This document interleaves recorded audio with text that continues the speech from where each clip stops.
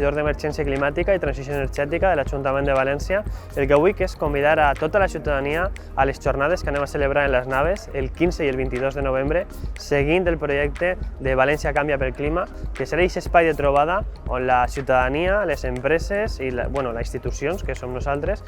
anem a posar en comú i a parlar de tots els projectes i de totes les polítiques que estem desenvolupant per a lluitar contra el canvi climàtic. En especial, faig una crida al xicotet comerç, al comerç de barri d'aquesta ciutat, per a que vinga